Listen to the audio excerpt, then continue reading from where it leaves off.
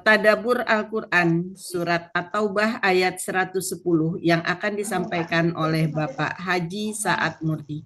Kepada Bapak Haji Saad Murti dipersilakan. Terima kasih Bu Rita. Bismillahirrahmanirrahim. Assalamualaikum warahmatullahi wabarakatuh. Waalaikumsalam warahmatullahi wabarakatuh.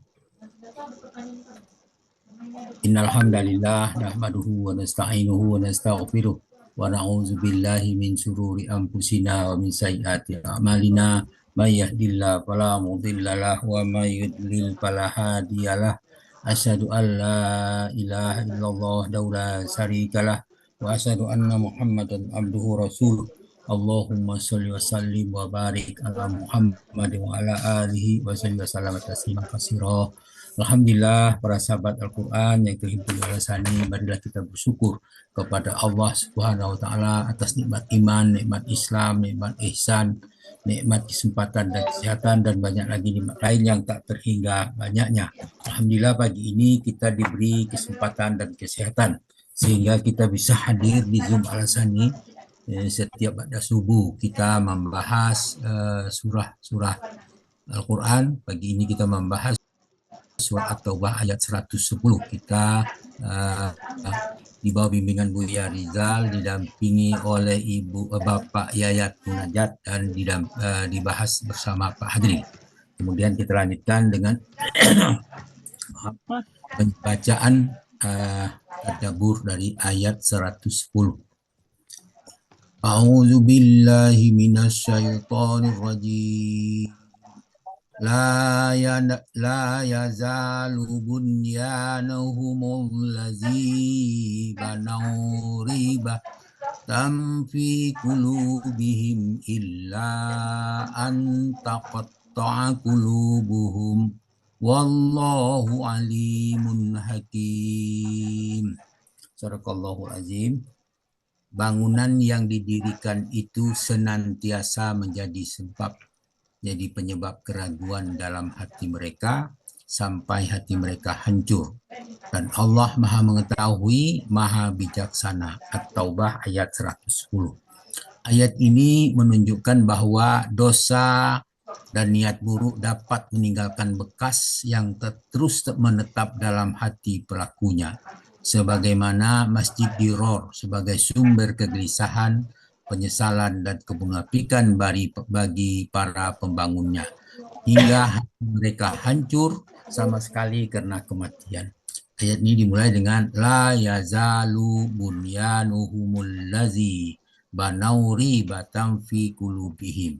Bangunan yang mereka akan dirikan itu senantiasa menjadikan keraguan dalam hati mereka.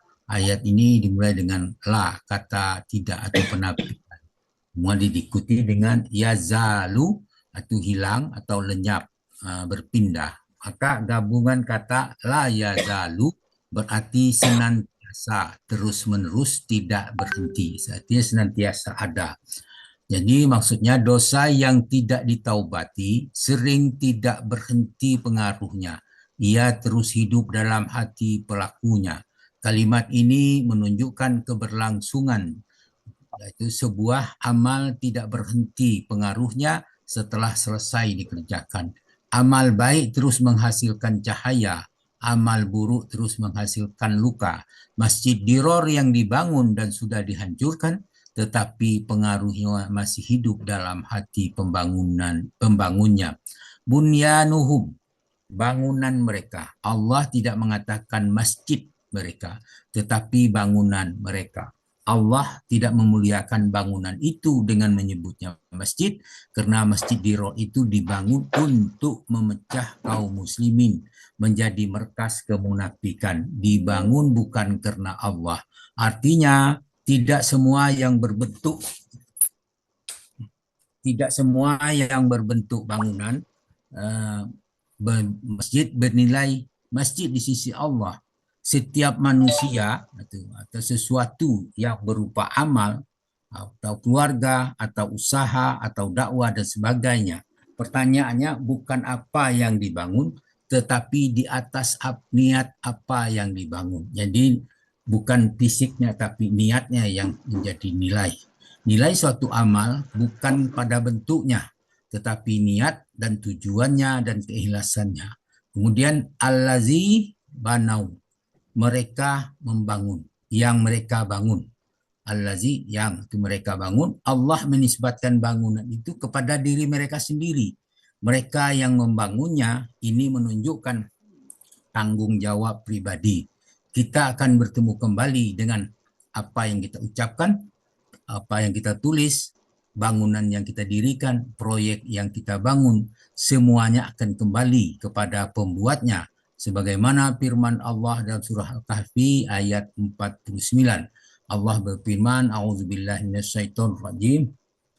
Wa wudi al-kitabu fatahharal mujrimina musfiqina mimma fihi wa yaquluna ya wailaitana mali hadzal kitabi la yughadiru sariran wala sariratan wala kabiratan illa ahsaha wa wajadu ma amilu hadira wala tazlimu rabbuka ahada. Dikatakan, diletakkan dalam kitab atau catatan amal yang engkau akan melihat orang-orang yang berdosa merasa ketakutan terhadap apa yang ditulis di dalamnya. Mereka berkata, celaka kami, kitab apa ini? Tidak ada yang tertinggal, yang kecil dan yang besar, melainkan tercatat semuanya. Yang mereka dapati semua telah menjadi apa yang kerjakan tertulis. Tuhanmu tidak akan menzalimi seorang pun juga. Al-Kahfi ayat 49. Jadi kita bertanggung jawab atas setiap karya, pilihan hidup yang kita bangun. Allah menegaskan mereka sendiri yang membangunnya. Ini mengandung pesan tanggung jawab bahwa orang ingin menikmati hasil satu perbuatan tetapi enggan memikul konsekuensinya. Ayat ini mengingatkan bahwa kita adalah arsitek dari sebagian besar hidup kita. Niat, pilihan, dan tindakan kita ikut membentuk masa depan ruhani kita. Bunyanuhumul ladzi banau. Bangunan yang didirikan. Secara lahir mereka berbicara tentang Masjid Diror, namun secara maknawi setiap manusia memiliki tanda kutip bangunan, yaitu reputasi yang dibangun, usaha yang dibangun, organisasi yang bangun, amal yang dibangun. Ayat ini mengajarkan bangunan yang besar tidak bernilai bila pondasinya rusak. Sebaliknya amal yang kecil tetapi ikhlas memiliki lebih kokoh di sisi Allah. La yazanu bunyanuhum. Bangunan yang senantiasa Allah tidak langsung menyebut kemunafikan kepada mereka, tetapi bangunan mereka. Ini mengajarkan bahwa setiap amal yang kita bangun akan tetap hidup setelah amal itu selesai. Semua bangunan mungkin berdiri hanya beberapa tahun, tetapi dampaknya bisa puluhan tahun. Begitu juga sebuah tulisan, sebuah ucapan, sebuah lembaga, sebuah pendidikan anak, semuanya adalah bangunan yang terus memberi pengaruh. Ribatan, keraguan yang menggelisahkan. Kemaksiatan tidak selalu langsung dihukum secara lahir, tetapi hukumannya berupa hilangnya ketenangan. Fi qulubihim, di dalam hati mereka. Karena medan utama pertarungan iman bukan di luar, tetapi di dalam hati. Kerusakan batin lebih berbahaya daripada kerusakan fisik. Ribatan fi qulubihim, kerusakan dalam hati mereka. Itulah hukuman pertama bagi orang yang menyimpang. Sering bukan kehilangan harta, tetapi kehilangan ketenangan. Bahkan tampak sukses lahiriah, tetapi kehilangan ketenangan. Banyak orang yang sukses lahiriah, tapi hatinya penuh curiga, gelisah, takut, dan tidak tenang. Ini merupakan salah satu makna ribatan. Makna lahir ribatan fi qulubihim, menjadi keraguan dalam hati mereka. Allah tidak mengatakan keraguan dalam pikiran mereka, tetapi dalam hati mereka. Jadi firman-Nya, la yanalu bunyanuhumul ladzi banau ribatan fi qulubihim, bangunan yang mereka dirikan itu sengaja senantiasa menjadikan keraguan dalam hati mereka. Ayat ini mengatakan mereka senantiasa ragu, tetapi bangunan mereka senantiasa menjadi sumber keraguan. Seolah-olah bangunan itu telah berubah menjadi monumen dosa yang terus berbicara kepada hati mereka. Setiap mereka mengingatnya, muncul rasa takut, muncul rasa malu, muncul kegelisahan. Amal tidak pernah benar-benar selesai. Amal yang telah selesai, pahalanya terus mengalir. Sedekah jariyah misalnya, ilmu yang terus bermanfaat, doa yang terus hidup. Sebaliknya, amal yang dosanya terus mengalir, itu adalah pengaruh buruknya yang terus hidup, penyesalan yang terus menghantui. Karena itu, seorang mukmin tidak hanya bertanya apa yang saya dapatkan dari amal ini hari ini, tetapi apa yang ditinggalkan amal ini dalam hati saya selama 5 tahun, mungkin 10 tahun, atau sampai hari kiamat. Illa anqata'a qulubuhum, sampai hati mereka hancur berkeping-keping. Di situ dimulai dengan kata illa, itu kecuali. Selalu ada batas waktu kehidupan.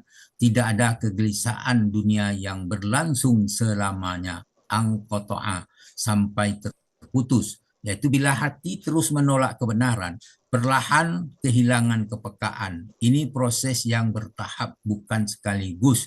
Qulubuhum, hati mereka. Allah tidak menyebut jasad mereka, tetapi hati mereka. Karena hakikat manusia itu di sisi Allah terletak pada hatinya.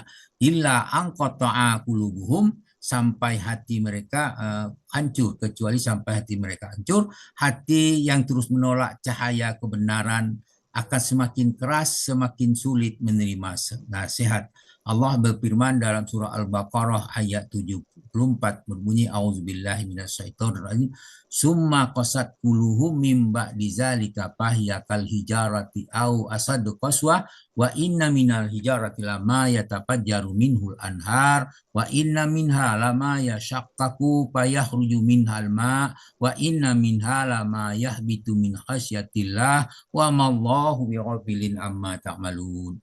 Kemudian setelah itu hati kamu menjadi keras sehingga hatimu seperti batu, bahkan lebih keras. Padahal di antara batu-batu itu ada yang mengalir, sungai-sungai darinya. Ada pula terbelah lalu keluar mata air darinya. Dan ada pula meluncur jatuh karena takut kepada Allah. Allah tidaklah lengah terhadap apa yang kalian kerjakan. Al-Baqarah 74. Kemudian kalimat illa anqata'a qulubuhum, sampai hati mereka hancur berkeping-keping. Ini adalah ghoyah atau batas akhir. Artinya keraguan itu tidak hilang dengan mudah, tidak hilang karena waktu, tidak hilang karena pencitraan. Dia terus hidup sampai hati mereka terputus, hancur, atau mereka mati. Dalam banyak dosa manusia mengira sering juga nanti juga akan hilang. Namun Al-Quran mengajarkan bahwa sebagian dosa meninggalkan asar atau bekas pada ruhani yang sangat panjang. Para ulama mengatakan kebaikan melahirkan kebaikan sesudahnya. Dosa melahirkan dosa sesudahnya. Karena itu hati perlu segera dibersihkan dengan taubat, dengan istighfar, dengan amal soleh. Allah berfirman dalam surah Hud ayat 114 berbunyi auzubillahi minasyaitonirrajim wa aqimis sholata tarafan nahari wa zulafan minal lail innal hasanati yuzhibna sayyi'at zalika zikra lizzakirin. Laksanakanlah sholat pada waktu kedua ujung siang, itu pagi dan petang, waktu pagi dan petang, dan pada bagian permulaan malam. Perbuatan yang baik itu menghapus kesalahan-kesalahan. Itulah peringatan bagi orang yang mengingat Allah. Hud ayat 114. Oleh karena itu, segeralah bertaubat dengan ikhlas karena Allah. Wallahu alimun hakim. Allah mengetahui lagi maha bijaksana. Alat ini dimulai dengan wallahu dengan posisi sebagai subjek, itu Allah, itu Setelah menggambarkan kondisi manusia, Allah mengarahkan pandangan kepada dirinya sebagai sumber keadilan dan kebenaran. Alimun, maha mengetahui. Niat yang tersembunyi tidak diketahui manusia, tetapi diketahui oleh Allah. Hakimun, maha bijaksana. Tidak ada keputusan Allah yang sia-sia, bahkan hukuman batin pun mengandung hikmah dan keadilan. Wallahu alimun hakim, Allah mengetahui lagi maha bijaksana. Setelah membahas bangunan, niat, kemunafikan, kemudian penyakit hati, Allah menutup ayat ini mengajarkan dua hal. Yang pertama, Allah mengetahui apa yang tampak dan apa yang disembunyikan. Niat sebelum beramal. Nah, itu contohnya Masjid Dirah secara lais tampak seperti tempat ibadah. Manusia bisa tertipu, tetapi Allah tidak. Kedua, Allah tidak sekedar mengetahui, Allah juga menempatkan segala sesuatu pada tempatnya. Masjid Diror dibongkar bukan karena bentuk buruknya, tetapi karena pondasi dan niatnya rusak. Ini mengajarkan Allah menilai sesuatu dari hakikatnya, bukan dari penampilannya. Dalam kaidah dalam kehidupan, apapun yang dibangun tanpa keikhlasan kepada Allah menjadi sumber kegelisahan bagi pembangun itu sendiri. Dan yang menentukan nilai sebuah bangunan bukan dasarnya bangunan, tetapi pondasi takwa yang berada di dalam hati pembangunannya. Nah, maksud dari situ, bangunan itu bukanlah bentuk fisik saja, tetapi semua bentuk, bisa bentuknya abstrak, amal dan sebagainya. Itulah yang dimaksudkan dengan ayat ini. Mudah-mudahan dengan pembacaan tadabbur ini memberikan kejelasan kepada kita dan memberikan manfaat pada kita semua. Namun demikian, apa yang saya bacakan mungkin terjadi kekeliruan, mohon dimaafkan karena keterbatasan ada pada kami. Dan kepada Allah kami minta ampun. Mengucapkan kita bersyukur kepada Allah. Alhamdulillahirabbil alamin. Subhanakallahumma hamdika asyhadu an la ilaha illa anta astaghfiruka wa atubu ilaik. Assalamualaikum warahmatullahi wabarakatuh. Waalaikumsalam warahmatullahi wabarakatuh. Terima kasih.